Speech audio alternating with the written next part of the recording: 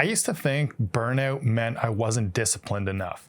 So I tried to fix it with more routines, more tracking, more productivity. And it made everything worse because burnout isn't a discipline problem, it's a perspective problem. If you've been stuck in the loop of where you know what to do, but you can't access focus, flow, motivation, or creativity consistently, this video is the shift that changed my perspective on everything. I stopped chasing productivity like it was the goal, and I started building my days around what actually creates flow. That's the right levels of stress, the right level of recovery, and a nervous system that isn't stuck in that threat mode or perceiving stress as the enemy. I've been applying high performance principles for over 20 years. I started as an athlete. I went all in on Strongman for about 12 years, training to be as strong as possible, and I got pretty good. I placed 4th in Canada for a couple of years in a row in 2018 and 2019, and then 2020 hit, and we all know what happened then. Pandemic, gym closures, and as a newer business owner, stress was no longer optional in my daily schedule. It was constant and draining. And over time, my lower back started declining from those years of heavy lifting. Strength gains stalled. Then 2 years ago, I herniated a disc, and any idea of competing again basically died on the spot. So for more than a decade, I found my primary flow source in heavy training and lifting weights. But suddenly that thing that used to give me flow started just triggering stress, and it wasn't fun to handle anymore. And that's when I had to face the uncomfortable truth. I wasn't losing discipline or my ability to just continue to grind through workouts. My nervous system was losing the safety it needed in order to continue to adapt and grow. The hustle mindset teaches us that if you want more results, you've got to push harder. And sometimes grit does matter. But here's the trap. When your baseline state becomes chronic stress, your brain stops letting you access flow. You can't outwork a nervous system that's stuck in fight or flight. Flow isn't created by effort alone, it's created by the right state.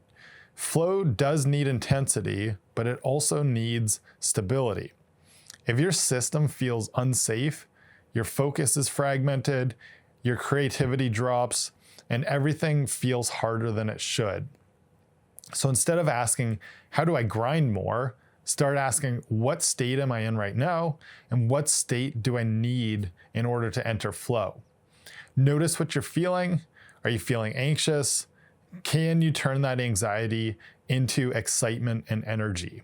An interesting point about this is that if you think about how you feel during a competition or performance, anything that gets you excited, your heart rate's up, maybe you're breathing a little bit heavier, and you feel that as excitement instead of anxiety or stress. But that same state can also be perceived as stress or feeling burnt out if you don't know exactly where it's coming from. So if you ask yourself about what are those sensations in your body, recognize that excitement and anxiety can often feel almost identical, and that will help you to shift that perspective into turning it into something that you can use to pay attention and drive yourself forward rather than running you into the ground. Now, the next perspective shift is that recovery isn't downtime, it's performance training. Most people treat recovery like that reward after the real work. But recovery is what makes high performance sustainable and is an important aspect of flow.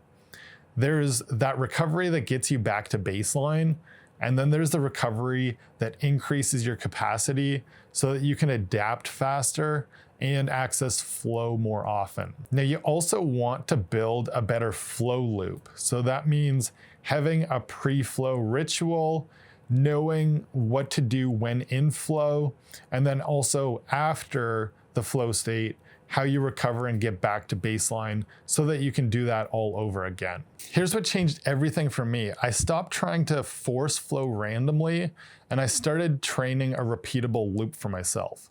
So in pre-flow, you want to optimize your nervous system just enough to focus. When it comes to focus time, you don't need to be maxed out on stimulation. It's just the right amount to stay in the zone. So when I'm feeling low on energy, I'll jump up and down or pace around and listen to energetic music before getting started on deep work.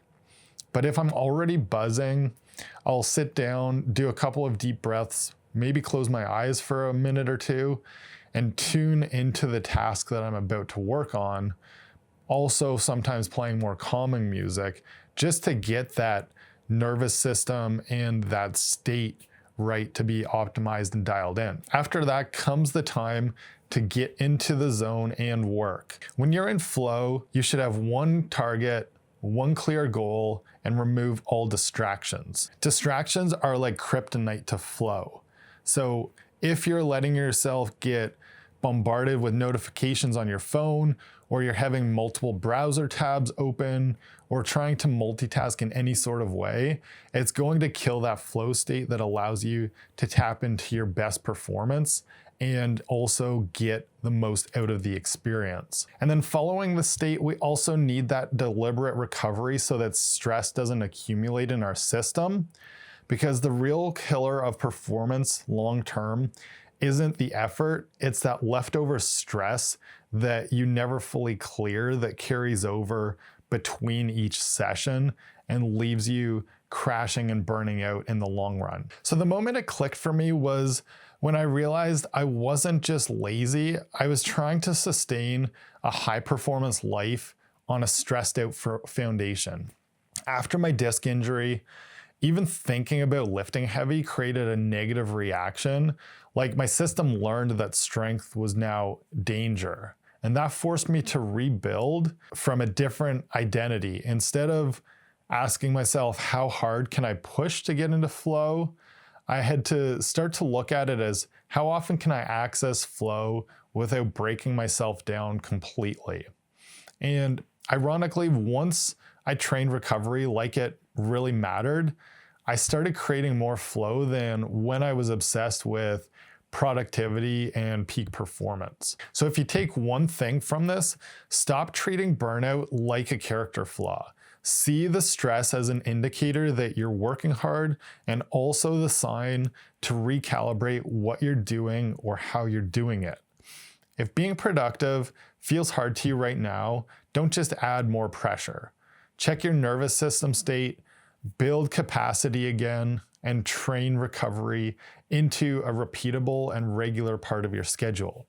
That's what makes flow also repeatable. I've realized for a while now that to have a bigger impact, we need to get into the weeds more on the channel. So to take things from geeking out on concepts to actually trying to impact flow states and performance and practice for everyone, that's where the road ahead for this channel lies, in exploring the concepts around flow with real life experiments to document. We'll test products and protocols to demonstrate flow training for real life. So if you want that, make sure that you subscribe and leave a comment on what's your biggest flow killer right now.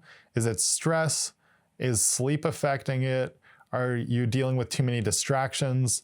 Is it pain like I experienced for so long that was impacting my ability to get into flow with my primary flow activity? And one last thing, if you want the next step, watch my video on how to stay in flow longer, because once you can enter flow, the next skill is holding onto that state for as long as you can.